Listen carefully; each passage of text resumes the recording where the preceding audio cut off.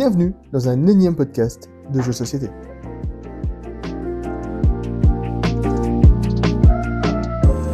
Eh bien, bonjour. Bonjour le magnifique. Et bonjour Richard. Tu sais à quoi ça me fait penser, le fait qu'on dit bonjour 3 fois là, à chaque fois là? Non. Ça me fait penser à Big Bang Theory, où Sheldon il doit toujours taper 3 fois sur la petite porte. Enfin, sur la porte. Ah oui. Penny. C'est ça. Je suis ravi qu'on ait réussi à dépasser nos problèmes techniques ce soir. Malheureusement, nous sommes que deux aujourd'hui. Craig nous a abandonnés. J'espère que la semaine prochaine Discord remarchera. Si c'était bien Discord le problème. Et je pars sur le fait que Discord soit un problème. D'ailleurs, Discord vend les données, hein. Ils l'ont avoué, c'est pas du tout une boîte sûre. Hein. Ouais, bah enfin, écoute, moi j'ai appris que... Enfin, c'était évident, mais que Niantic vendait les données aussi, donc bon. Oui, et qui mettaient des Pokémon dans les endroits où ils avaient pas encore de photos pour pouvoir, justement, que les gens viennent et prennent des photos des endroits qui leur manquaient. Quelle bande de branleurs. C'est une méga idée en vrai, ils sont trop forts. C'était du génie.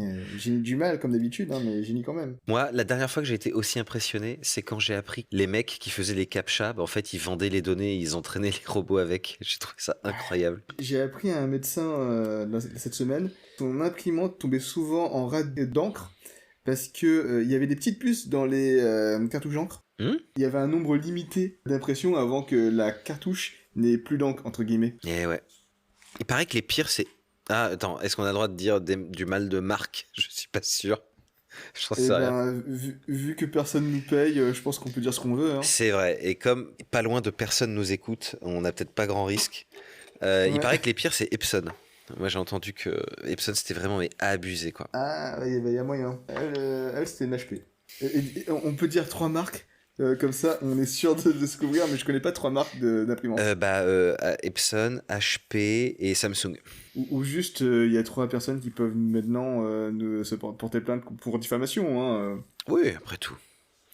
Alors, puisqu'on est au tout début du podcast et qu'on est dans notre petite intro un petit peu déliée, je me permets de proposer à nos... comment tu les appelles déjà, les spectatonautes, je sais plus. Les auditonautes. Ouais, je sais plus, spectatoditeurs, bref, à nos chers amis, pas hésiter à s'abonner à notre Instagram.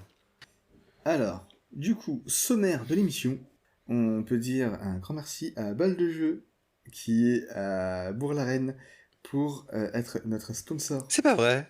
C'est toujours le même sponsoring que la dernière fois, hein. Non plus. Mais comme ils sont très sympas, je leur fais de la pub. Bah t'as raison, t'as raison. Ensuite, nous allons tester SkyTeam. Nous allons ensuite nous poser la question de la semaine, qui est: les tournois sont-ils le futur du jeu de société? Ensuite, le proto de la semaine, qui sera sur le temps, manipuler le rythme, les tours ou la mémoire. Et enfin, un petit jeu qui nous fait de l'œil comme d'habitude. Let's play. Je sais pas si t'as vu la vidéo de la marquise. J'ai vu, j'ai bien vu. Ce chat est capable de tout. Je sais pas si t'as vu, moi j'ai posté un truc aujourd'hui. Non, j'ai pas vu ça. J'ai posté notre test de Carnuta. Ah bon? Ouais. Ah oui. Je me demande si c'est pas presque le plus liké. Hein. Je pense que c'est plus liké. Est-ce qu'on présente SkyTeam? Je veux bien qu'on présente SkyTeam. J'ai pas du tout préparé SkyTeam par contre. Ah, moi j'ai préparé si tu veux. Ah bah vas-y. Alors SkyTeam, un jeu designé par Luc Raymond. Luc Raymond, donc c'est un monsieur qui a fait plusieurs jeux, dont Alpina, Splito et Fruitoplay. C'est édité par Scorpion Masqué, qui édite donc des jeux qu'on aime beaucoup ici, Tacteam, Turing Machine, Decrypto, des jeux où on se casse la tête. Et donc dans SkyTeam, c'est un jeu coopératif où nous sommes 2 pilotes chargés de faire atterrir un avion de ligne.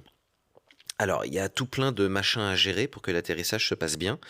Ça va aller du trafic aérien qui est éventuellement présent sur la trajectoire, à la vitesse de l'appareil, en passant par l'axe de l'avion ou l'altitude. Et donc, c'est la première fois qu'on va faire ça dans notre podcast. C'est vraiment un jeu de simulation qui, à mon avis, a l'air complexe, mais qui est aussi guidé par des scénarios. Le jeu se déroule en 7 manches. Chaque manche contient 3 phases. Il y a une discussion stratégique d'abord, où on peut parler de nos objectifs, mais où on n'a pas le droit de mentionner nos dés ou leurs résultats. Puis on lance les dés de manière dissimulée, et on dispose de 4 dés chacun. Ensuite, il y a une deuxième phase, c'est la phase de pose des dés. Alors, il y a des règles de pose qui sont indiquées sur le plateau de jeu, en fonction du premier joueur, en fonction du rôle de chaque joueur, etc. Et donc, on résout les actions des dés qui vont différer selon l'endroit où on les a posés. Ensuite, il y a une fin de manche. L'avion perd de l'altitude, et si on est en face de l'aéroport, on peut préparer l'atterrissage ou démarrer une nouvelle manche. Et enfin, à la dernière manche, on gagne si aucun jeton avion ne se trouve sur la piste d'approche, si tous les volets et trains d'atterrissage ont un voyant vert, si l'axe de l'appareil est à l'horizontale, et si la vitesse totale est inférieure à la vitesse du frein quand on place le deuxième des réacteurs. J'ai noté ça, mais je ne sais pas encore ce que ça veut dire, bien évidemment. J'ai également indiqué des mécaniques de jeu. Donc d'abord, il y a 4 mécaniques qui vont concerner les interactions entre les joueurs. Une communication limitée, on en a parlé, ils ne peuvent pas communiquer comme ils veulent. C'est un jeu coopératif, ça on sait, tout le monde gagne ou tout le monde perd. L'ordre des tours est progressif. Donc ça c'est tout con. Ça veut dire que on désigne un premier joueur, puis à la manche suivante, l'autre joueur devient le premier joueur et on retournera, etc., etc. Et enfin, il y a des pouvoirs variables pour les joueurs. Chaque joueur a un rôle différent et donc des compétences différentes. Ensuite, pour les dés, il y a 2 mécaniques de jeu. On lance les dés. Donc, on lance les dés, puis ça donne un résultat incroyable. Et ensuite, c'est un placement d'ouvriers avec des dés. Donc, vous avez compris, c'est du placement d'ouvriers avec des dés. On place les dés dans des emplacements, ça génère des effets. Et enfin, il y a 2 mécaniques qui concernent la globalité du jeu. C'est un jeu à campagne. Donc, c'est-à-dire que on va jouer avec un scénario prédéfini à chaque session et les sessions se suivent. Et ensuite, on a une mise en place variable. Donc, c'est tout con. Ça veut dire que pour chaque scénario, on va mettre en place de manière différente le plateau de jeu. Voilà, c'est tout ce que je sais sur SkyTeam. J'allais dire Tag Team, mais c'est SkyTeam. Ils sont fans des jeux en team chez Scorpion Masqué. Est-ce que toi, tu vois autre chose à rajouter sur SkyTeam ? Ah non, tu as rajouté toutes les informations, à part que peut-être que l'auteur... Moi, j'ai Luc Raymond, l'auteur. Oui, et Luc Raymond fait aussi Splitto, Alpina, Last Minute et Fast and Furious. Sinon, rien d'autre à rajouter. Non, c'est ça. C'est que des jeux dont j'ai pas entendu parler, malheureusement. Ouais, en plus, Fast and Furious 2022... un jeu pour enfants apparemment, à 7 ans ou plus, de Loki. Il a l'air extraordinaire, mais jamais entendu parler. Ouais. Bon, après, c'est pas grave, ils sont peut-être très bien. Il y a plein de jeux qui sont peut-être fantastiques et qu'on connaît pas, mais en tout cas, malheureusement, un jour peut-être on pourra les essayer. Il faudra un endroit où tous les jeux existent et qu'on ait le temps de tous les essayer. Ouais, c'est surtout une question de temps. Ah, ça. Bon, du coup, je propose qu'on aille sur BGA. Mais bien sûr, t'as tout à fait raison. Alors, attends, BGA, j'ai déjà tout préparé. Pendant ce temps, dans le futur. Eh bien, vous n'êtes jamais parti, mais nous si. C'est sur le Let's Play. Et nous sommes revenus de notre partie de SkyTeam. Alors, SkyTeam. Moi, j'ai trouvé ça super. J'ai trouvé ça avec des dés. Certes, tout à fait. Mais dans quoi je croyais que tu étais un fan de Perudo. Normalement, tu aimes les dés. J'aime la probabilité et le bluff qu'apporte le Perudo. Là, à part lancer les dés, être content d'avoir les bons dés, c'est pas passé grand-chose. Alors après, il faut pas sous-estimer qu'on a fait la partie de démarrage, qu'on a d'ailleurs eu du mal à démarrer. Peut-être qu'après, comme c'est un jeu à campagne, les scénarios apportent peut-être une variété et une difficulté supplémentaire et des options supplémentaires, tu vois.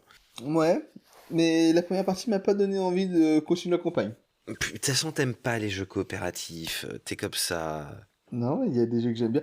J'ai bien aimé Tag Team, malgré la non-volonté de mes compatriotes à vouloir faire ce jeu. Mais c'est pas du tout coopératif. Tag Team ? Bah non. Ah non, Take Time. Ah oui. Mais Take Time, peut-être on en reparlera un jour. C'était pas dingue. Voilà, il y a un jeu bien coopératif, il est pas dingue. Bon. Désolé monsieur que les jeux nommés à l'Asdor ne me correspondent pas. Hein. Ah, je suis désolé. Ouais, SkyTeam aussi été nommé. Alors, j'ai des conseils tactiques, figure-toi, que j'ai pas suivis, évidemment. Folie, parce que moi j'en avais pas. Ah bah... C'est des trucs que je suis allé voir sur les forums BGG et BGA. Mhm. Plusieurs points tactiques. D'abord, très très important de stabiliser l'avion. On peut être tenté de gérer immédiatement les problèmes plus visibles ou urgents, mais si l'avion penche trop d'un côté, on risque un crash immédiat. Donc, grosso modo, à chaque début de manche, on gère d'abord la stabilisation. Ensuite, il faut faire attention à l'ordre des actions. Il y a certains emplacements du cockpit qui vont débloquer des actions facilitant les suivantes. Ouvrir les volets, réduire la vitesse, réaligner l'avion, ça peut rendre les placements de dés suivants beaucoup plus simples. Là, je trouve qu'on l'a pas tellement vu dans notre partie, j'ai pas bien compris pourquoi, à part les freins, peut-être. Mais... Donc, ensuite, la vitesse est la ressource centrale. Dans beaucoup de scénarios, la vraie difficulté est de gérer la vitesse au bon moment. Si l'avion arrive trop vite, c'est impossible de la corriger. Donc il est intéressant de commencer à ralentir suffisamment tôt. Il faut bien anticiper les tours suivants. Dans SkyTeam, c'est pas un ensemble de puzzles à résoudre, c'est un jeu d'anticipation sur plusieurs manches. Donc il faut prévoir à l'avance les manches suivantes. Et si on le peut, préparer un bon alignement ou une bonne vitesse pour la manche suivante, c'est toujours une bonne idée. Mhm. Il faut accepter de ne pas tout optimiser. Il est impossible de résoudre parfaitement tous les problèmes à chaque manche. Il faut résoudre les priorités d'abord, et les menaces secondaires ensuite. Alors là, moi, dans la partie de démarrage, il m'a semblé qu'on avait tout fait et j'ai pas compris ce qui était prioritaire ou pas, hein, à titre personnel, mais... Bah, il y avait des avions qui nous bloquaient la route. Je pense que bah là, on a eu le temps de les voir venir, et du coup, on a pu les dégager au fur et à mesure. Mais s'il y a des avions directement devant toi, je pense que la menace est immédiate. Oui. Et pareil pour le fait que l'avion soit penché, faut peut-être s'y atteler un petit peu, sinon au tour prochain, on pourrait avoir des surprises. Oui, mais en fait, c'est une question de conditions de victoire, quoi. C'est ça les trucs prioritaires. Ah, bien sûr. Dernier conseil, lire les dés du partenaire. Comme la communication est limitée, une grande partie du jeu consiste à interpréter les intentions de l'autre joueur à partir des dés visibles. Il faut essayer de deviner quel dé pourrait donner lieu à la gestion de quel problème dont l'autre joueur est responsable. Voilà, c'est tout ce que j'avais pour mes conseils stratégiques sur TAC Team, j'allais dire. Pour mes conseils stratégiques sur SkyTeam. Eh ben, c'est des très bons conseils, hein, franchement, waouh. Merci beaucoup. Est-ce que on met TAC Team dans notre classement? Ah oui, pour rappel, le classement est 1 Leaders, 2 Tag Team, 3 Q-Birds, 4 Toy Battle, 5... Alors, une nouvelle, je sais pas si tu l'as vu Oui, passer, oui, oui, oui, je l'ai vu passer. Altered, notre cinquième, n'existe plus. Ce jeu est Terminado. mort. Eh oui. Et voilà. Mais pour des raisons qu'on expliquera peut-être plus tard. 6. Duel pour Cardia. 7. Draftosaurus. 8. Sea Salt and Pepper. Et 9. Pili Pili. Alors, Ouais. qui commence? Allez, je vais bien commencer. Hmm. T'as fait le gros du travail. Je veux bien accorder le fait qu'il soit meilleur que Pili Pili. Ne serait-ce qu'à 2 et ne serait-ce que sur BGA. Mais est-il meilleur que Sea Salt and Pepper? Je ne sais pas. Est-il meilleur que Draftosaurus? Absolument pas. Du coup, je le mettrais soit huitième, soit neuvième. Ah, alors moi, tu vois, je voulais le mettre entre Altered et Duel pour Cardia, donc en 6. Parce que Ah! moi, je l'ai bien aimé. Je trouve que le thème est hyper intéressant. En vrai, comme on a parlé des thèmes la semaine dernière, Mhm. le thème il est vraiment chouette et il colle bien. Et les mécaniques, même si c'est des dés, et j'entends que tu n'aimes pas les dés, dans ce cadre-là en tout cas, je trouve que les dés fonctionnent bien. Tu vois, que les compétences asymétriques et tout, ça marche bien. Je te trouve un peu sévère. Voilà, je le dis, je le dis. Je te trouve un peu sévère. Mais je suis d'accord que les dés ne sont pas un problème dans ce jeu. Les dés sont un ressort qui est tout à fait valable. Bah, viens, tu veux le mettre. Tu proposes de le mettre 8. Moi, je propose de le mettre 6. Viens, on le met 7. Très bien. On le met 7. Mais je tiens à dire à Corentin Lebras que moi je préférais Draftosaurus. Voilà, c'est dit. Et je suis sûr que Corentin, il nous écoute. Ah, Corentin, bravo pour tout ce que tu fais. Bravo pour ton œuvre. Oui, tu es un merveilleux auteur. Eh ben, En écoute. plus d'être une belle personne, je l'ai vu à Cannes. Ah ouais? Ouais, ouais, ouais, je l'ai vu de loin. J'ai pas osé lui dire qu'on parlait beaucoup de lui. Bah écoute, pour son prochain jeu, on le taguera. Bah non, bah on le taguera pour SkyTeam, je suis bête, Ah sur oui? Insta. Ouais. Ah, il a fait SkyTeam? Non, non, oh là là, excuse-moi, je mélange tout. Là, on enregistre Non, un ça peu tard. c'est Luc Raymond. Ouais, ouais, c'est vrai, c'est du crémon, n'importe quoi. Tu couperas. La question de la semaine. Bah écoute, parfait. Eh ben très bien. Du coup, il sera 7ème. Et bah pour moi c'est bon, si ça te va, on peut même passer à la question de la semaine, hein. Très bien. Question de la semaine. Bien sûr, il y aura un jingle. Attends, je vais peut-être même le mettre. Mais non, je peux pas le mettre. Ah là là. Putain, mais on est vraiment limité de façon technologique ici, là. Ouais, c'est clair. C'est trop nul que le Craig d'ailleurs, ils prennent pas en compte les jingles. Bah oui. Non, je Mais suis bon. d'accord. Je sais pas s'il y a des options dans Craig d'ailleurs, je regarderai une prochaine fois. Ouais. Ouais, j'ai voulu regarder ça et j'ai pas eu le temps. J'ai pas eu le temps de faire plein de trucs. Ah bah c'est la vie. Allez, je te laisse commencer pour notre question de la semaine, vas-y. Alors, question de la semaine. Les tournois sont-ils le futur du jeu de société?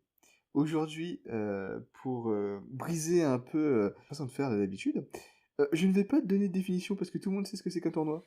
Mhm. Par contre, je vais répondre à la question. Ok. Alors, réponse courte ou réponse longue? Ah bah c'est toi qui vois. Réponse Eh courte. La Et réponse courte, non. ah, Les tournois ne sont pas les futurs du jeu de société. j'ai fait la même chose que toi, exactement pareil. Réponse courte, non et bah, trop bien. Réponse longue, alors le monde du jeu de société est un peu schizophrène. On peut séparer un peu le monde du jeu de société en deux parties. Concernant les tournois, si on considère que le TCG est un jeu de société. Parce que, rappelons-le, Magic a gagné l'As d'or en 93. C'est pas vrai, ah, je savais pas. Et si. Enfin, j'ai pas vérifié l'info, mais normalement oui. Hmm. Hein. C'était en 95. Hmm. Magic a gagné l'As d'or en 95. Magie du doublage, personne ne s'en rendra compte.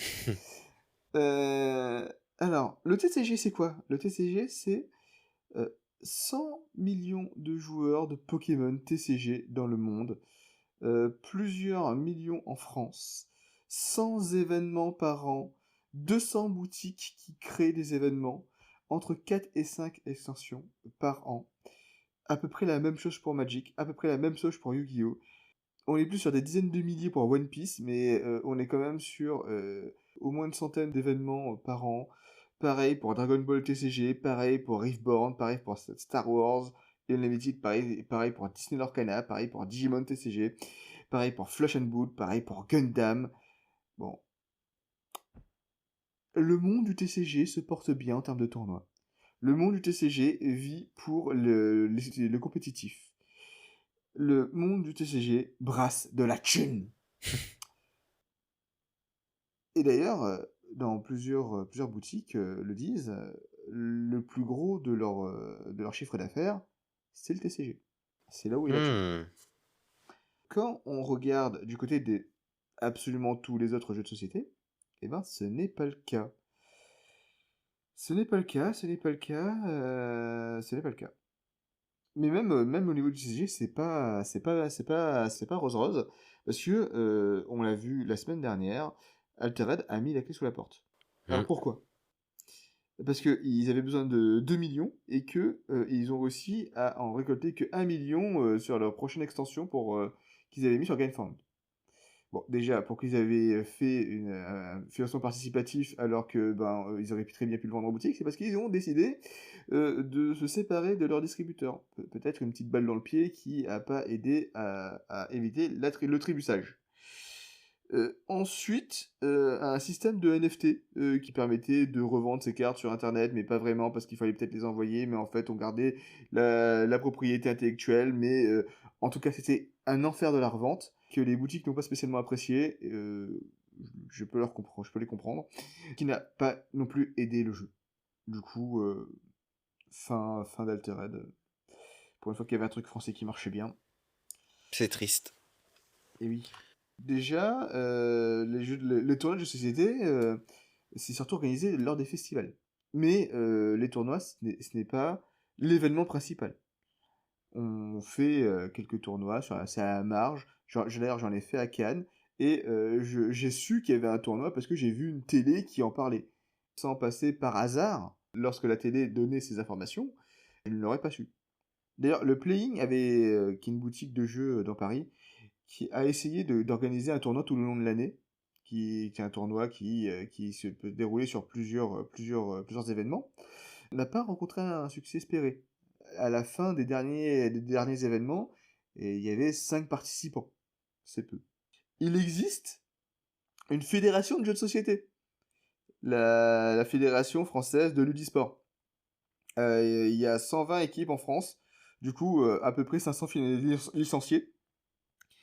Vu que le jeu de société, ça concerne quelques millions de personnes en France, je peux dire que c'est relativement peu. Après, ils ont été créés en 2020, du coup, peut-être qu'ils sont en démarche de grandir, mais pour l'instant, on n'entend pas du tout parler d'eux. Ils sont nuls en communication. La Fédération de Ludisport, si vous voulez, vous venez nous voir, on vous fait de la com. Les 50 personnes qui nous écoutent seront au courant. Mais pour l'instant, désolé, mais c'est nul. Ok. Alors, pourquoi le monde du jeu de société a pas une structure du tournoi bien avancée? Bah déjà parce qu'il y a une absence d'organisation. Lorsque les choses sont bien organisées, il y a les fédérations aussi de Warhammer, qui est relativement bien organisée. Il y a tous les TCG. Ça marche bien parce qu'il n'y a qu'un seul acteur économique derrière, la boîte d'édition qui gère ça. Dans le monde du jeu de société, il y a énormément d'acteurs. Il y a plein de boîtes d'édition, il y a plein de distributeurs. Alors, du coup, qui aurait la légitimité d'organiser ça? Personne. Il n'y a pas non plus de règles standardisées pour les tournois de jeux de société. Est-ce qu'il faudrait prendre 4 jeux, et c'est ces 4 jeux qu'on va jouer? C'est ce que propose Udisport. Est-ce que faudrait faire un tournoi pour un jeu et chaque jeu aurait son tournoi? Ce n'est pas possible dans un monde où il y a 1000 jeux qui sortent. Et puis aussi, il y a une absence d'attractivité médiatique. C'est pas fou de regarder en stream, en vidéo ou en réel des gens qui jouent aux jeux de société. C'est beaucoup plus rigolo de jouer soi-même. Voilà, bon, je vous proposerai mon idée de tournoi par la suite. Je sais pas, après que tu aies donné ton avis. D'abord, je suis complètement d'accord avec toi et je trouve que c'est une excellente idée d'être passé par le TCG et j'y aurais jamais pensé parce que je trouve ça intéressant de prendre cet angle qui est que c'est peut-être la seule catégorie des jeux de société où le tournoi est inhérent à cette famille de jeux, tu vois, je sais pas comment on pourrait le dire, à ce type de jeu. C'était rusé, bravo, bravo le magnifique, c'était magnifique. Merci, merci. Alors moi j'ai pris les choses un tout petit peu différemment, mais j'arrive exactement à la même conclusion que toi. Je suis comme toi, je pense que le jeu de société n'a pas besoin du tournoi pour son futur et que j'irais même plus loin, ce serait contre-productif de généraliser le modèle du tournoi à l'ensemble des jeux de société. Voilà, c'est ça ma take. Alors, j'ai essayé de partir j'ai essayé de faire comment on pourrait dire, une prospective en disant qu'est-ce qui se passerait si on généralisait les tournois à l'ensemble des jeux de société.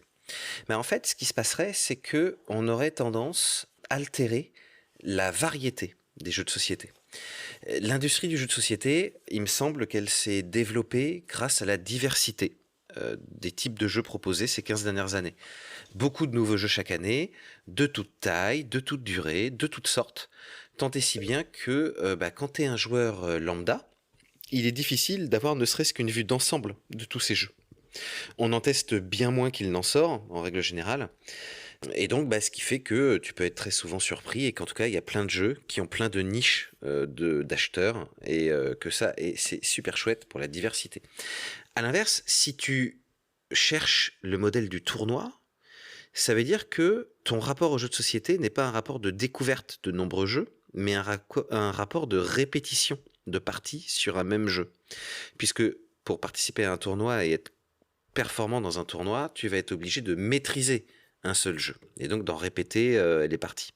Et donc là, il y a une contradiction entre espérer que le tournoi soit le futur du jeu de société et continuer à avoir un jeu de société diversifié. En plus, il n'y a que certains jeux qui s'adaptent bien à des tournois. Il faut des parties courtes, des règles stables, il faut peu d'élimination, il faut un hasard limité. Et donc, la plupart du temps, par exemple, il y a des types de jeux qui se prêtent moins bien à des tournois. Par exemple, les jeux d'ambiance. Par exemple, les jeux experts. Dans un tournoi, il faut pouvoir jouer plusieurs parties dans la journée, parce que ça t'aide à déterminer le vainqueur. Et donc, si les tournois étaient le futur des jeux de société, ça rendrait la création de certains jeux moins intéressante du côté des éditeurs. Enfin, il me semble que ça dénature un peu le vécu du joueur autour du jeu de société.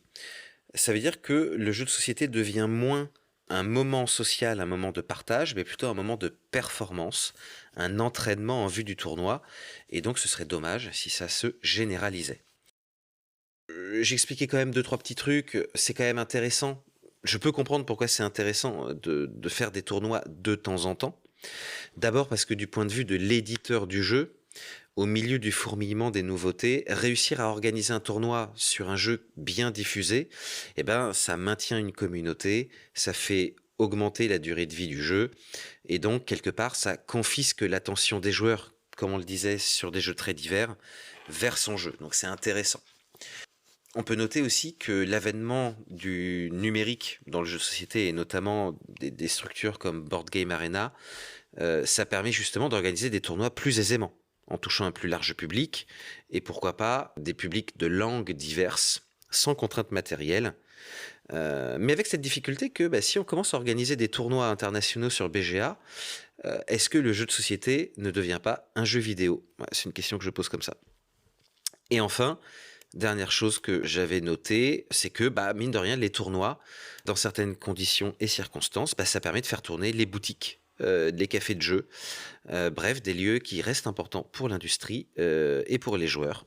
Et donc, c'est pour ça que, dans certains cas, valoriser les tournois, c'est chouette. Donc, conclusion, la place actuelle des tournois, elle est très bien où elle est. Il n'y a pas besoin de plus, il n'y a pas besoin de moins. C'est très bien comme ça. Ma conclusion, même si je l'avais pas forcément formulée comme ça, moi je suis pas d'accord. Hein. Je pense que les tournois sont nécessaires au monde du jeu de société. Car, comme dit plus tôt, l'argent, il est aujourd'hui dans le TCG parce qu'il y a des tournois, parce qu'il y a de l'attractivité. Et du coup, si on veut que le monde du jeu de société soit plus périn, parce que là pour l'instant, c'est un monde relativement fragile, hein, Oh, tu trouves ? Je pense. Hein. Déjà, si on considère que la moitié de l'argent des boutiques vient du TCG, si le TCG meurt, chose qui pourrait arriver dans les prochaines années parce que les gens vont en avoir marre, ou parce qu'il y a beaucoup trop d'acteurs, en fait, c'est le monde de société qui meurt. C'est pas que le TCG. D'accord, j'avais pas capté ça. Donc, en fait, ce que tu expliques, c'est que les tournois, ils sont très bien dans le cadre des TCG, parce que le TCG est la locomotive, ou le matelas, comme tu préfères. Moi, ce que je dis, c'est que mais ça se défend, c'est très bien. Faut multiplier les matelas, et outre le besoin économique, il y a aussi un besoin ludique, où, en fait, il y a des gens qui adorent le jeu, qui aimeraient pousser la chose un peu plus loin, et comme dans tout domaine, hein, que ce soit le sport, que ce soit l'e-sport, pourquoi pas le ludisport, faire une activité parce qu'on aime l'activité, c'est bien, mais quand on veut pousser l'activité à son paroxysme, en fait, on trouve pas les concurrents, on trouve pas les joueurs. Et avoir une structure qui permet de le faire, c'est bien. Mais en fait, on est d'accord, parce que moi, j'avais pas identifié le secteur des TCG. Mais moi, ce que je dis, c'est gardons ça comme ça. Je pense que pour les autres types de jeux de société, c'est assez ponctuel d'avoir besoin de tournois. Laissons-le sur les jeux qui s'y prêtent bien. Il n'y a pas besoin d'organiser des tournois pour le bonheur d'organiser des tournois, tu vois. Sur certains jeux qui pourraient en bénéficier et qui sont adaptés au tournoi, tant mieux. Mais je suis pas sûr que faire un tournoi de Time's Up ait le moindre intérêt. Tu vois ce que je veux dire ? D'où mon idée de structure de tournoi. Justement. On y vient. La conclusion, l'apothéose de cette discussion, l'antélique. Et un nouveau modèle économique pour Ludomoniste. Alors, tu l'as fait remarquer, il y a beaucoup de jeux qui sortent. Et le plaisir dans le jeu de société, c'est aussi de découvrir de nouveaux jeux. Et aussi que, en fait, il y a des jeux qui sont pas adaptés, et aussi que on pourrait être captif de certains jeux si on fait des tournois. La proposition que j'ai faite, c'est ne limitons pas un tournoi à que quelques jeux. ayons une liste de jeux qui sont adaptés au tournoi. On va dire une centaine, vu qu'il y en a 1000 qui sortent par an, je pense qu'on peut trouver ça sur un laps de temps de 10 ans, on en ressemble 100. Ensuite vient une sorte de bannissement de certains jeux par les compétiteurs. S'il y a une table, il y a 4 personnes, chaque table va éliminer une dizaine de jeux chacun. Et ensuite, on va, du coup, au hasard, où les compétiteurs vont choisir un jeu, et on va prendre un jeu sur 4. Si il y en a au moins un qui connaît le jeu et qui connaît les règles, les 3 autres, c'est clairement pas assuré. On peut continuer le tournoi comme ça, pour que ce soit la personne qui soit moins avancée en points, soit d'une autre façon, qui choisit le jeu, et que les autres, ils découvrent, ou ont la possibilité de découvrir des jeux, ou en tout cas, qui n'est pas forcément des jeux qu'ils connaissent sous le bout des doigts. À moins qu'ils aient poncé les 100 jeux, et là, c'est vraiment des bêtes. Je suis sûr que les gens feront ça à un moment donné dans la compétition, mais pour l'instant, c'est pas encore le cas. Et donc, grâce à ce format de tournoi avec 100 jeux, on garde le fait de la découverte des jeux, on garde le fait que en fait c'est toujours équilibré du fait que les jeux ils soient adaptés pour ça, et qu'il n'y ait pas un acteur ludique plus fort qu'un autre parce que c'est son jeu qui est décidé pour les tournois et pas un autre. Parce que en fait c'est un peu dilué. Voilà, c'est ma proposition. Mais je trouve ça pas mal du tout. Je fais une contre-proposition qui est la même à peu de choses près. Moi, je propose un tournoi où tu fais pas une liste de 100 jeux, mais t'en choisis 10 ou 20, tu vois, max. Comme ça, en fait, tu t'assures que tout le monde a l'occasion de connaître au moins les règles de chaque jeu. Tu vois, parce que tu limites l'échantillon. Et par contre, tu le tires vraiment au hasard. Ouais. C'était notre proposition que j'avais aussi. Mais il fallait choisir. À un moment donné, faire des choix. Parce que je me dis, le truc, c'est que avec ton système de sélection qui est séduisant sur le papier, tu sais qu'il y a plein de gens qui sont mal intentionnés et j'ai peur que tu as un groupe de 30 personnes qui s'inscrivent à ton tournoi pour essayer d'orienter le choix du jeu, tu vois. Alors qu'avec un vrai truc au hasard, a priori... Ouais, mais en fait j'ai peut-être mal expliqué mon système de bannissement. C'est que sur une table de 4 personnes, chaque personne va bannir 2 jeux.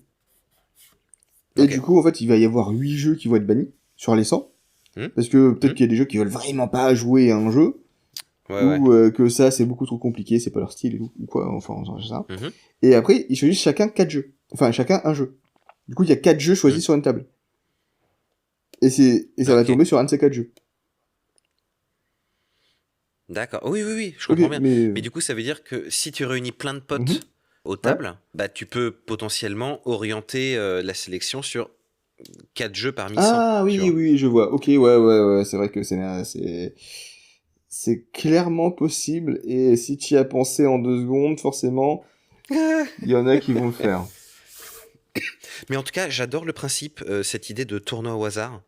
Je trouve que c'est vraiment, vraiment très chouette. Ouais, en fait, c'est un peu ce qui a tué le tournoi du playing, c'est que ils proposaient genre 6 jeux, et on faisait 4 jeux, parfois 3 jeux parmi 6, et les 6, ils ont pratiquement jamais bougé. Ce qui fait que une fois, 2 fois, les gens venaient, la 3e fois, les gens c'est chiant, quoi. Jouer toujours au même jeu avec toujours les mêmes inconnus, bon, c'est pas mes potes, quoi. Après, il y a une autre possibilité. Tu vois, édition spéciale de ton tournoi au hasard. Cette fois-ci, c'est un tournoi où tu as une sélection de 10 jeux. Et au lieu d'en tirer un au hasard, on fait des poules et on fait des parties de chacun des 10 jeux. Ah, c'est long. Bah, c'est méga long. Bah oui, c'est une édition spéciale, tu vois, pour les 10 ans. Ouais. Avec les 10 gagnants des précédents, tu vois. Tu fais un méga pool. Eh bien, sachez, mesdames et messieurs, et autres sexes, et autres genres, que notre week-end jeu sera en fait un tournoi. Très bien. Mettez un commentaire pour si vous voulez participer. Parfait. Eh bien, écoute, c'est super. J'ai vu, enfin, je sais pas si c'est parce que j'ai pas le premium ou quoi, mais sur Deezer, on peut pas mettre de commentaires. Ah ouais? Bah, j'ai l'impression. Bah, je sais pas, j'ai pas essayé. Peut-être. Et bah ouais, du coup, allez sur Spotify et mettez un commentaire, ou allez sur YouTube, parce qu'on est aussi sur YouTube. Tout à fait. Soyez pas. Et allez sur Instagram, putain. Ouais, oui, allez sur Instagram. Soyez pas feignants, On l'a, là.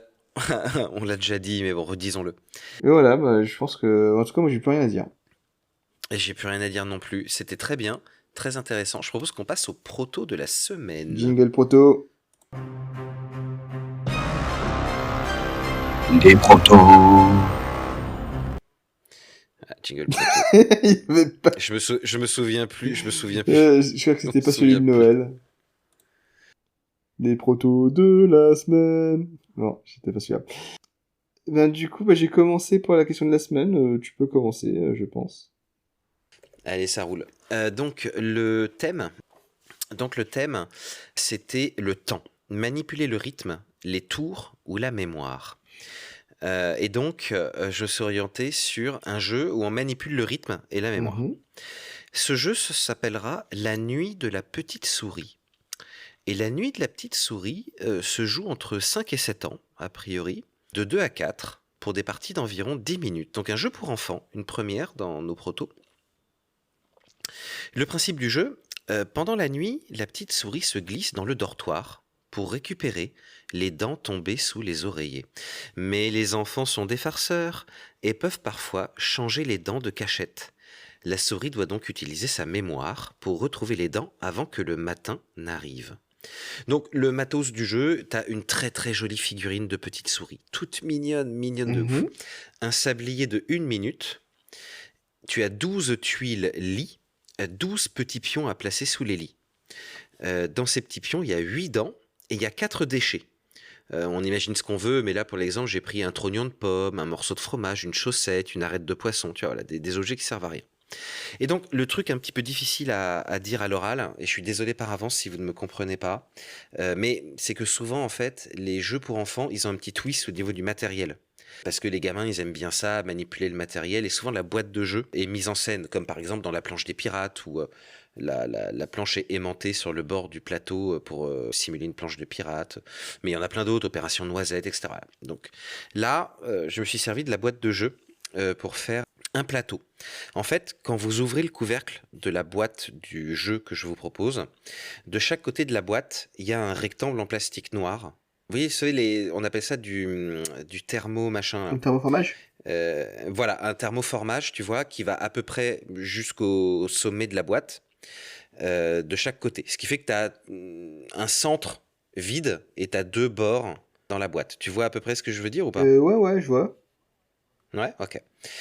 Dans ces thermoformages, il y a dans chacun d'eux, donc à gauche et à droite de la boîte, 6 alvéoles, c'est ça, où sont rangés aléatoirement une dent ou un déchet. Tu vois? Et donc, par-dessus chaque alvéole, tu places une tuile lit. Ce qui fait que, quand tu as placé tous tes objets dans les alvéoles et toutes les tuiles, tu as l'impression que tu as un petit dortoir en fait. Parce qu'au centre de Ah la ouais, boîte, il y d'accord. aura un joli dessin comme un dortoir vu de haut, tu vois. Mhm.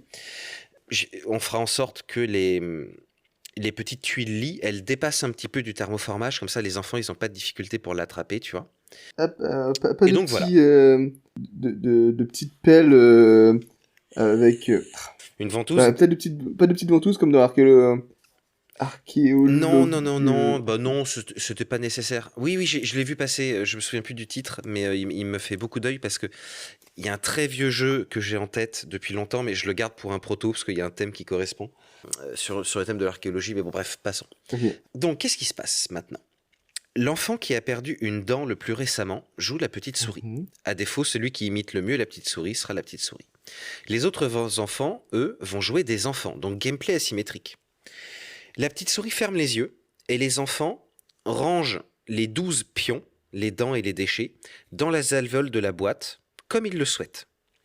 La petite souris, ensuite, a le droit d'ouvrir les yeux pendant 10 secondes pour retenir les emplacements des objets, puis elle referme les yeux et les enfants recouvrent chaque alvéole avec une tuile lit. Et donc ensuite, le jeu se déroule de la manière suivante. La petite souris retourne le sablier et donc le temps s'écoule pour 1 minute. Elle place le pion petite souris sur une des cases qui seront au fond de la boîte. Il y aura une case en face de chaque lit et elle doit démarrer à un bord de la boîte. Tu vois, de l'autre côté de la boîte, il y aura une fenêtre, comme ça fait genre la petite souris rentre par la fenêtre. Ok. Et elle soulève la tuile lit qu'elle a choisie. Si c'est une dent, elle a le droit de coucher le sablier. Le temps s'arrête. elle récupère la dent, elle replace la tuile lit, et là elle ferme les yeux. Les autres enfants ont le droit d'échanger 2 objets de cachette. Leur choix. Ils se démerdent entre eux, ils débattent, juste il faut qu'ils fassent attention à ne pas donner d'indice à la petite souris. Et là, la petite souris peut rouvrir les yeux. Donc ça, c'est le cas où elle a trouvé une dent. Si elle n'a pas trouvé une dent, mais un déchet ou une cachette vide, parce qu'elle avait déjà trouvé quelque chose dans un tour précédent, elle ne couche pas le sablier. Au contraire, le temps continue. Elle laisse le déchet sur place s'il y en a un, et elle replace la tuile lit. Et donc ensuite, dans les 2 cas, la petite souris va redémarrer un tour, et pour redémarrer un tour, elle bouge son pion sur un autre lit, celui qu'elle veut, et elle recommence la structure que je viens d'indiquer. La fin du jeu, c'est que quand le sablier est vide, la petite souris compte ses dents, et la petite souris ne perd jamais. Juste, plus elle a de dents, plus elle a réussi à déjouer les petits enfants farceurs. Peut-être qu'une autre petite souris fera mieux. Et là, on fait changer la petite souris, on refait une partie. J'ai fait une variante avancée pour les enfants de 7 ans et plus. Les déchets ont des effets spéciaux. Si on trouve le trognon de pomme et l'arête de poisson, les enfants peuvent échanger 3 objets au lieu de 2. La petite souris s'est fait niquer. Si elle trouve un morceau de fromage ou une chaussette, c'est des objets plutôt chouettes pour une petite souris, donc elle peut soulever une 2e tuile lit de son choix. J'ai fini. Ok. Ouais, c'est pas mal, c'est pas mal. Du coup, j'ai pas trop compris, ou j'ai peut-être eu une petite absence à ce moment-là. Alors, quelle est la notion de manipulation de temps dans le jeu? Ah, il y en a 2, parce que notre sujet donnait manipulation de temps et manipulation de mémoire. Donc la manipulation de mémoire, c'est que si la petite souris, elle trouve pas une dent quand elle soulève un lit... Non, pardon, si la petite souris trouve une dent quand elle soulève un lit, elle doit fermer les yeux et les enfants bougent quelques objets qu'ils avaient déjà placés. Donc manipulation de mémoire de la petite souris qui avait retenu les emplacements au début. Et ensuite, la manipulation du rythme, si la petite souris trouve une dent, elle couche le sablier. Jusqu'à temps qu'elle soulève une autre tuile lit. Donc, elle arrête le temps du tour, quoi. Alors que si elle trouve un déchet, le sablier continue de couler. Ok. Voilà. Mais on est d'accord que c'est pas une grosse manipulation dans le sens où c'est pas très punitif ou très positif. C'est un jeu pour enfants. Mais il y a cette idée-là quand même. Ok. C'est sympa. Pour une fois, un jeu pour enfants, un jeu pour Ouais. un public différent. Tout à fait, et je l'aime beaucoup, je pense que je vais en faire une version détaillée. Et oui, j'en profite pour rappeler que sur notre site internet, où vous pouvez retrouver l'ensemble de nos contenus, on fait des petits protos détaillés. Pour l'instant, le Magnifique a été un petit peu timide, mais moi j'en ai déjà fait 4, où j'ai fait des petits designs et tout, et je ferai celui de la petite souris. Je ne sais pas où tu trouves le temps de faire tout ça. Et ben justement, je les avais fait il y a un petit moment, et là j'ai moins de temps. Mais j'ai commencé à faire celui dont je vais vous parler dès maintenant. Ah. Si tu as fini. J'ai complètement fini et je suis avide de t'écouter. Et ben du coup, le jeu que je vous présentais, c'est le Coutelas du Tanta. Un jeu pour 2 joueurs pour 20 minutes à partir de 10 ans. Alors, matériel. On a 5 cartes de base pour chaque joueur, 10 modules de 10 cartes chacune, et un totem avec une flèche dessus. Enfin, il y a une flèche dessus, il y a une flèche dessous. On va expliquer pourquoi. Alors, le speech. La civilisation Ta est un peuple du passé, ou du futur. En fait, le peuple Ta maîtrise la manipulation du temps, ce qui fait qu'on comprend pas trop où il se situe sur la frise chronologique. Par contre, comme beaucoup de peuples à cette même époque, ils aiment les combats de gladiateurs. C'est dans ce cadre que se passe le Coutelas du Tanta. Alors, le Coutelas du Tanta, c'est un jeu de programmation. Au début, on doit programmer 3 cartes parmi 5. Et à chaque tour, on augmente le nombre de cartes pour atteindre jusqu'à 5. Les cartes de base sont se défendre d'une attaque, mettre... Du coup, on aura pris 2 des 10 modules, on aura fait une pioche, et ce sera la pioche d'objets. On pourra mettre en jeu une carte objet, c'est une des cartes de base. Quand une carte objet est en jeu, il y a un numéro sur chaque carte de la pile, et du coup, il faudra la mettre dans la colonne au plus proche de celle qui est écrite sur la carte. Il y a l'option aussi d'échanger 2 cartes déjà programmées. Il y a l'option de bouger de une colonne un objet. Et il y a l'option de prendre un objet qui est mis devant la carte prendre. Et au début du jeu, lors de la mise en place, il y a aussi un objet qui est déjà en jeu. Être en jeu, c'est mettre devant une colonne de cartes, puisqu'on a chacun 3 cartes, du coup 3 colonnes de cartes. Et du coup, mettre en jeu un objet, c'est mettre devant une des colonnes la carte. Et il y a déjà un objet qui est en jeu, c'est le coutelas du Tanta. Le coutelas du Tanta, c'est le plus fort objet du jeu. Et il peut attaquer, mais du coup, si on attaque avec le coutelas, il est défaussé. Ah oui, mais d'abord... Et oui, parce que avant de vous expliquer ce que fait le coutelas, il faut que je vous explique comment se déroule un tour. Alors, le tour. On fait la programmation. Ensuite, le premier joueur prend le totem des flèches vers le haut, il le place sur sa première carte, il la joue. Ensuite, il suit la direction du totem et la donne à son adversaire, parce que le totem pointait vers son adversaire.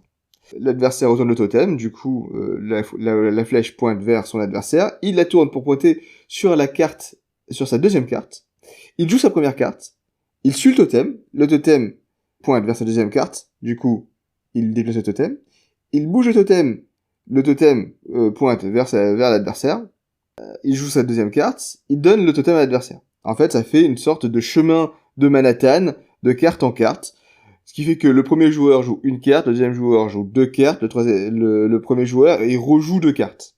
C'est comme ça. Ça fait des chemins, ça fait un chemin. Et ensuite, bien sûr, le deuxième joueur joue sa dernière carte. Et du coup, revenons au coutelas. Le coutelas, il permet soit d'attaquer, et du coup il revient en jeu, soit il peut faire en sorte que le totem va dans le sens inverse. Et du coup, on va rejouer des cartes qu'on a déjà jouées. Mais on va plus jouer les cartes qui restaient à jouer. Soit, lorsque on a fini de programmer, on révèle les cartes.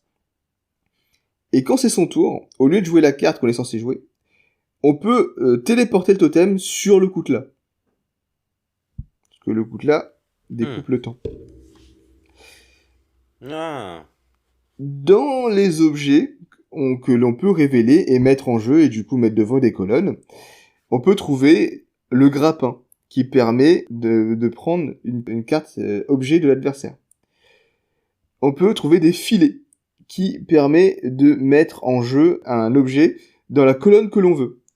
On peut trouver des micros d'idol, qui permet de doubler l'effet de la prochaine carte. Et oui, dans les modules, il y a des types de gladiateurs, comme l'homoplaque ou le 1000 millions, mais il y a aussi des popstars, ou des guerriers Gundam. Parce que oui, le Tanta, ils ont performé le fait d'être gladiateurs. Plusieurs types de gladiateurs. Et ils vivent dans le futur. Littéralement. Voilà, du coup, il y a plusieurs modules. On peut mélanger les modules pour de la rejouabilité. Le coutelas permet de se déplacer dans le temps et dans l'espace. Voilà. C'était très mal expliqué. Ah, bah, moi je trouve ça en tout cas hyper original. Comment t'écris Tanta? Le temps, T-E-M-P-S, plus loin ta, T-A. A accent circonflexe ou A normal ou est-ce qu'il y a une petite originalité ou pas? Juste Tanta. Non, juste Tanta. Ok. Et comment t'imagines la DA? DA très romaine, avec des colonnes, un peu blanches. Voilà. Avec Ok, des dessins limite un peu effacés. Ah, un peu Un peu vestige. vestige. Ok. Mais du coup, par exemple, un peu mosaïque effacée, un peu peinture effacée. Et je n'ai pas du tout réfléchi à ça. Ok, mais en tout cas, ça donne l'ambiance. Et donc, en fait, c'est dommage. Enfin, le jeu, il a l'air trop bien, mais je pense qu'il faut le voir poser. Parce que comme tu as une programmation spatiale, c'est vrai que c'est un peu abstrait, là, comme ça. Ouais. Si je comprends bien, en fait, ce qui se passe, c'est que quand tu reçois le totem, tu choisis dans quelle direction tu le fais pointer pour ton premier coup, et après, il repointe vers l'adversaire, c'est ça? En fait, non. Il pointe... en fait, au premier coup, le totem, il pointe toujours vers la carte qui va être jouée après. Du Mhm. coup, premier coup, comme le premier joueur, il joue forcément que une carte, il pointe vers Mhm. la carte de l'adversaire. Mhm. Le totem se retourne, parce qu'il passe vers le coup de l'adversaire, mais c'est surtout Mhm. pour que le totem pointe la bonne carte. Parce que, en fait, Ok. sinon, ça marche pas si tu le tournes Oui. pas. Oui, oui. Et du coup, comme il est allé vers la bonne carte, il pointe la carte suivante, c'est-à-dire la deuxième carte de l'adversaire, mais Mhm. l'adversaire va jouer sa première carte. Quand il a joué sa première Mhm. carte, du coup, le totem se déplace, il va vers la deuxième carte Mhm. de l'adversaire, il se tourne, toujours dans le sens des aiguilles d'une montre, et là, il pointe la carte du premier joueur. Mais de la Pardon, deuxième j'ai colonne. compris. Oui, oui, oui, j'ai compris. C'est pas mal.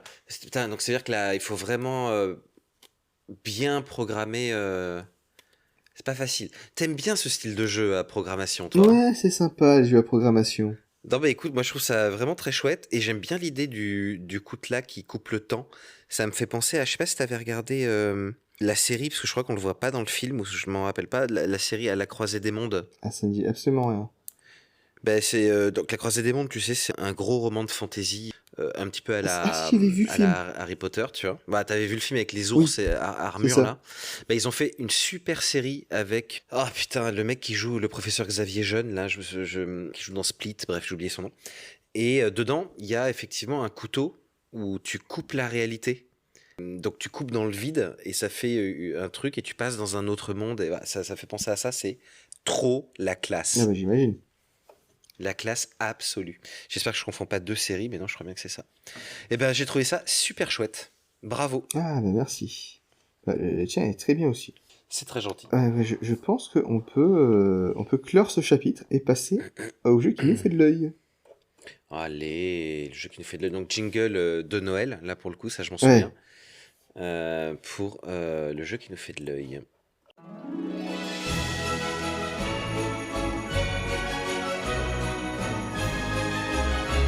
Le jeu qui nous fait de l'œil. Le jeu qui nous Bah fait écoute, de l'œil. j'ai commencé, j'ai commencé les protos, donc vas-y, commence le jeu qui te fait de Eh ben l'œil. frère, alors, je me souviens qu'une fois t'avais fait un jeu qui te fait de l'œil d'un jeu que tu avais mais que tu n'avais pas joué.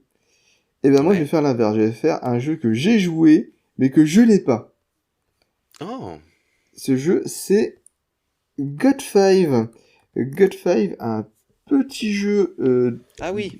un petit jeu de Johan Levé, illustré par Mathieu Close et Simon Lucci. God 5, c'est un jeu de logique et de déduction où on va devoir trouver 5 chiffres, sachant que ces chiffres sont représentés par des petits jetons de couleur. Et ces jetons, ils sont forcément dans l'ordre.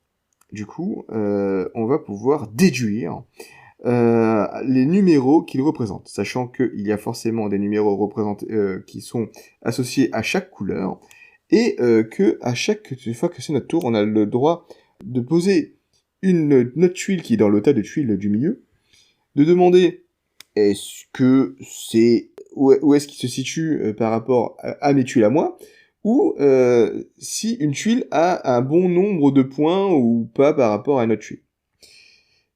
Ça, c'est des informations que vous gagnez, mais c'est aussi des informations que vos adversaires gagnent. Mm. Parce que du coup, ils savent qu'il n'y a pas ce numéro-là par terre. Et ça, c'est cool. Mm. Et voilà, c'est un super jeu. Franchement, j'ai fait 2 parties et c'est très cool. Moi, j'aimerais bien y rejouer, j'aimerais bien l'avoir chez moi comme comme pépite ludique. Je pense que ce jeu a Mm. de l'avenir devant lui, au moins dans les bars à jeux. Oh. Je crois qu'il est chaudement, me semble-t-il, recommandé par l'ami Et oui, Ludiguide. tout à fait. Et le principe, la mécanique de deviner en plaçant un pion dans l'intervalle, là, ça me fait penser au jeu qu'on a testé au Cocon Ludique, là, de Time Bomb, là, tu Ah, te souviens? Bomb Buster. Voilà, Bomb Buster, merci beaucoup. Ouais, c'est vrai que ça fait un peu penser à ça, ouais. Mais c'est un super principe. Vraiment, cette mécanique de jeu, elle est très chouette, je trouve. D'avoir des trucs cachés devant toi et de placer dans les intervalles des indices, quoi. Enfin, je trouve ça vraiment très bien. Ouais. Ok. Et toi donc? Alors, moi, je me sens un peu coupable parce que je fais des recos tous les 15 jours dans notre podcast et je crois que depuis qu'on a commencé le podcast, je n'ai fait l'acquisition d'aucun des jeux que j'ai recommandés. Mais bon, je continue quand même. Je vais parler d'un jeu qu'on a tout simplement testé la semaine dernière et que j'ai adoré. Alors que pourtant on y a déjà joué et que je l'avais pas adoré la première fois. Mais en vrai, on l'a testé sur BGA, j'ai dit ouais. On l'a testé en vrai, j'ai dit putain trop bien. Ce jeu c'est Symbiose, qui est donc édité par un chouette éditeur qui s'appelle Subverti, qui a fait Biomos, Climato ou Abracadabra. Et c'est designé par Jérémy et Christelle Partinico. C'est le premier jeu de Christelle, mais Jérémy a déjà signé Yoxi, Dictopia et Dédale. Symbiose, jeu de collecte d'ensemble. Donc on collectionne des cartes qui n'ont d'intérêt qu'associées à d'autres cartes. En l'occurrence, chaque joueur a devant lui 2 lignes de 4 cartes, face cachée. Chaque carte comporte un animal, une couleur et une règle, genre les crapauds valent 5 points. On va essayer de révéler les cartes pour générer des combos entre les cartes dont on dispose. Mais attention, le score de chaque carte dépend de son emplacement. Si c'est une carte qui est à gauche de vos 8 cartes, vous marquerez des points en fonction du jeu de l'adversaire de gauche. Si c'est une carte qui est à droite de votre ensemble de 8 cartes, vous marquerez des points en fonction du jeu du joueur qui est à droite. Au centre, ce sont vos 4 cartes du centre qui comptent entre elles.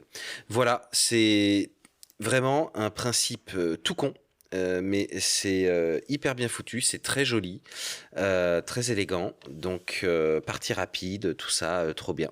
Acheter Symbiose. Ouais, quand Symbiose est sorti, à chaque fois, j'entendais les règles, je fais, mais c'est un bordel sans nom, les cartes qui comptent pour les cartes des autres, et en fait, non, c'est extrêmement simple. Vous fiez pas aux explications qui ont l'air alambiquées, ce jeu est simple. Ah non, c'est simplissime. C'est vrai que je suis tout à fait d'accord. L'explication est plus longue que quand t'as les cartes, c'est évident devant toi. Quoi.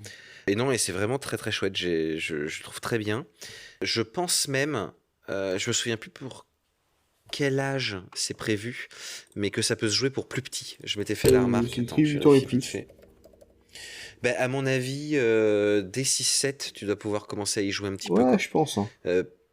Peut-être une version un chouïa simplifiée éventuellement, mais enfin, c'est faisable. Ouais, les 6-7 ans vont pas pouvoir optimiser comme tout un chacun adulte, mais bien sûr. Je pense qu'ils pourront jouer et s'amuser. Tout à fait. Et j'en profite, une reco dans la reco, mais comme j'en ai fait l'acquisition, je pourrais plus le recommander. Une belle âme, une bonne âme m'a offert l'île des Mookies. Oh là là. Et putain, c'est trop bien. Ah ouais, c'est bien. C'est vraiment très très chouette. C'est pareil que Symbiose. J'ai lu les règles et c'est tellement con. Je me suis dit, mais c'est débile comme jeu, c'est trop con comme règle. Et en fait, mon gamin adore. Alors, il adore pour 2 raisons. Parce que déjà, c'est facile. Mais t'as quand même un tout petit aspect tactique. Et surtout, c'est vendu avec un poster. Parce que donc, les Mookies, c'est des petites créatures, tu vois. T'en as une 60aine qui sont dessinées sur les cartes. C'est joliment dessiné, évidemment. Et t'as un poster qui reprend toutes les créatures. Et à la fin de la partie, t'en choisis 3. Et tu as le droit de les nommer sur le poster. Il y a un petit emplacement pour les nommer. Donc, aspect collectionnite, Pokémon. Mon gamin, il était activé. Voilà, ça y est, c'était alors que je trouvais ça complètement gadget, moi, le fait de devoir les nommer. Je fais, mais... moi aussi, mais j'ai pas 7 ans. Ouais, j'ai pas 6 ans, tu vois. Donc... Ah, je trouvais, mais quel gamin va tomber dans le panneau à s'exciter à vouloir nommer des animaux? En fait, ça marche. Et ben lui, immédiatement, les noms sont éclatés au sol d'ailleurs, mais c'est pas grave. Mais non, c'est le premier truc, même, tu vois, il a ouvert la boîte, il a même pas regardé les cartes, la règle, il a vu le poster, et il fait « Ah, c'est trop bien !» Voilà. Donc, merci à cette belle âme, à cette magnifique âme, dirais-je, qui m'a offert ce jeu. Merci à elle, je sais pas si tu as eu l'opportunité de tester la démo de Cozy Stickerville. Non, pas encore. J'attends que madame soit dans des dispositions de jeu et c'est pas le cas en ce moment. Je comprends. Mais sache que beaucoup d'influenceurs, ou en tout cas de créateurs de contenu, comme ils aiment s'appeler, disent que non, on peut pas perdre dans Cozy Stickerville, tout se passe bien. En tout cas, je ne sais pas si tout se passe bien dans le vrai jeu, mais dans la démo, moi, j'ai eu l'impression de perdre hein, quand il y a un sticker qui s'appelle Bonne année et une sticker qui s'appelle Année difficile et que tu te récupères le sticker Année difficile. Et ben moi j'appelle ça avoir perdu. Aïe. Ouais. Putain, Bon, bah écoute, ouais, c'est pas grave, c'est une démo. Ouais. Et en plus, moi... Mais tu l'as le jeu Ah en non, plus. non, je l'ai pas, je l'ai pas. Ouais, Ah, moi, j'aimerais bien l'avoir, mais ça a pas plu à ma compagne. ah, mais bah écoute, ça malheureusement les goûts et les couleurs. Ouais, mais en fait, je pense que la démo est un peu trop légère, un peu trop, est pas assez représentative du jeu, je pense. Parce que j'ai entendu Ah, des retours et ça avait l'air clairement plus fou que ce qu'on a pu tester. d'accord, ok. Bon bah écoute. Le problème c'est que malheureusement c'est pas un jeu que tu peux tester aisément en barre à Ah, jeu quoi. C'est le tu problème peux des t'amuser à Legacy. le faire tout seul. Ouais, ouais, ouais, c'est vrai. Et je suis pas un joueur solo. S'il y a pas quelqu'un à écraser, est-ce que je me sens bien? Moi, écoute, je me définis plutôt comme un joueur solo, mais je crois que ça dépend du jeu. Par exemple, il y a quelques épisodes, j'avais recommandé, putain, comment il s'appelle ce jeu? Fox Furio Bookshop. Il y a autre chose, Water Bookshop ou Boat Ah Bookshop, je me oui, souviens oui, plus. oui. Bref, la librairie flottante Mhm. là, j'ai adoré, c'était trop bien. Mais là, bah, ça fait 3 semaines que j'y ai pas joué, alors que j'ai pas fini la partie parce que trop d'investissement solo journaling, c'est compliqué. Donc là, cette même âme magnifique m'a offert un petit Gloomhaven que j'ai hâte d'essayer. À mon avis, ce sera plus ludique. Je te dirai, je te ferai un Eh ben, retour. très bien.